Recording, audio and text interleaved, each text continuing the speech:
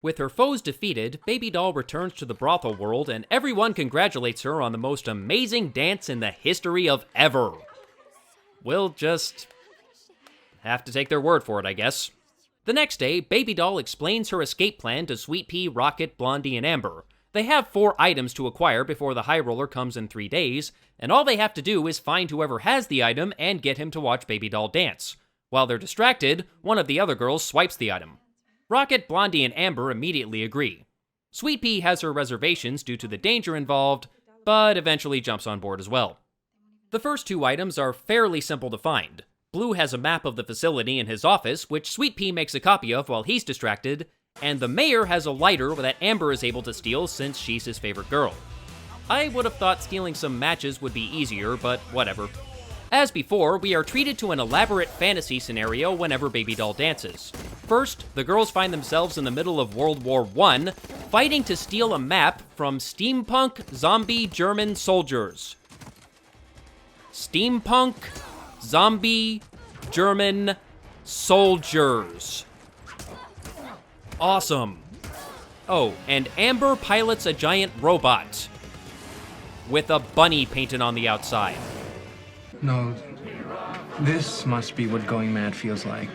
As for the fire, they end up in a medieval fantasy setting, fighting off armies of knights and orcs, though they still have the plane and their guns for some reason. I know, it's a dream, it doesn't have to make sense. And the lighter in this sequence equates to fire-producing stones cut from a baby dragon's throat. This sequence suffered the most in the theatrical cut as a huge chunk of the battle was removed. The girls jump out of the plane into a courtyard filled with knights and orcs, and about 10 seconds later the courtyard is clear. In the extended cut, the gratuitous violence in the courtyard has been restored. But there is one thing they didn't change that I find rather curious. In the theatrical cut, they used the sound of gunfire to censor an F-bomb. In the extended cut, which I will remind you is rated R, it's still censored. Don't ask me why.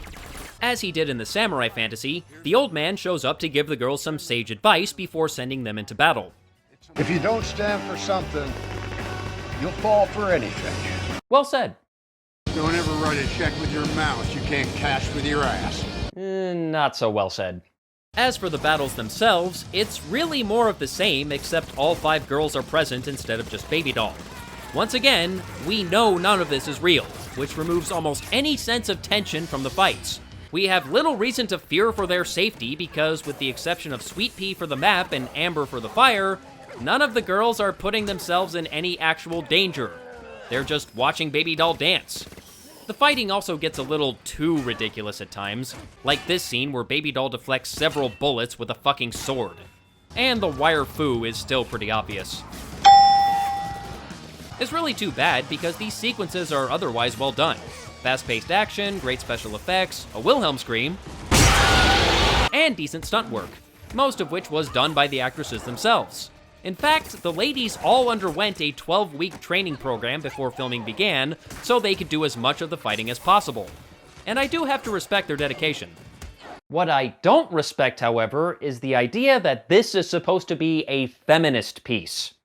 Several times in interviews, as well as the Blu-ray commentary, Zack Snyder and many members of the cast and crew claimed this movie was all about feminism and female empowerment. To an extent, I can see what they were trying to accomplish in that regard. These girls were all put in a very nasty and degrading situation where their chief purpose is to be sold for sex. And these elaborate fantasy sequences are meant to be a metaphor for the girls taking control of their sexuality and using it as a weapon to get what they want from men. I get that. Here's the problem. Feminist pieces typically do not involve panty shots. They can cry female empowerment all they want, but I find it hard to take them seriously when they're enacting these ridiculously elaborate fight sequences while dressed like strippers. The posters aren't helping either. In their attempts to make something empowering, they instead ended up with something rather degrading. That's not to say the men get off easy in this film, far from it. With the exception of the wise man and, to a certain extent, the high roller, we'll get to him later, pretty much every male in this movie is depicted as a disgusting, perverted sleazeball. Sure, this movie does take place in a brothel, sort of, and I imagine those are the sorts of men you would typically find in such an establishment. But I can't help but think they went a little overboard with the woman good, men bad message. It exploits men by exploiting women. Hence, it exploits people. So after they get the map and lighter, Blue starts to suspect something is up and confronts the girls. But first, let's back up a bit to where Baby Doll explained her plan to the girls. There's armed guards everywhere, okay? And if Blue finds out, we're dead. It's not gonna be, oh, sorry, Blue, we won't do it again, because we'll be dead.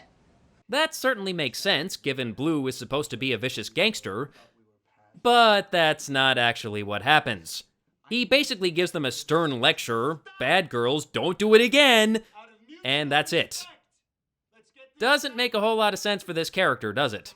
Oh, but I forget. It's a dream. It doesn't have to make sense. Anyway, after much debate, the girls decide they've come too far to quit now, and they press on to the next item on their list, a knife, which they plan to steal from the cook. Unfortunately, Blondie has been overcome by fear and breaks down in tears when she's discovered by Madame Gorsky and Blue. We'll get back to her in a bit. The other 4 girls resolve to move on without her, so they fire up the radio and Baby Doll starts dancing for the cook, which leads us to the next insane fantasy. This one takes place outside a futuristic city where a train is carrying a bomb. The girls' mission is to disarm the bomb before it reaches the city and detonates. So how exactly does disarming a bomb relate to stealing a knife? The bomb, codenamed kitchen knife,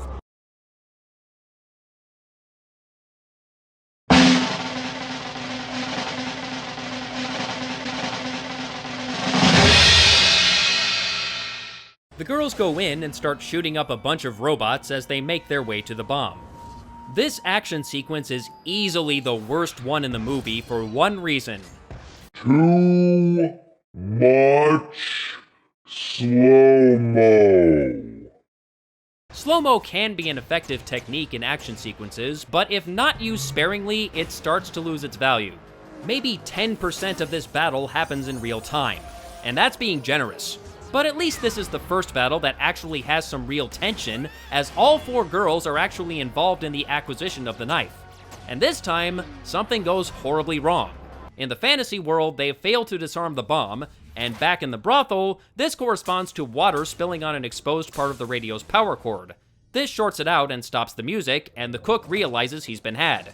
He grabs another knife and goes after Sweet Pea, but Rocket jumps in front of her sister and takes the stab herself.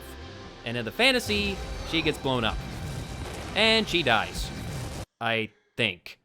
Remember, we never actually see what happens to her in the real world, so it's hard to know how or if she actually died.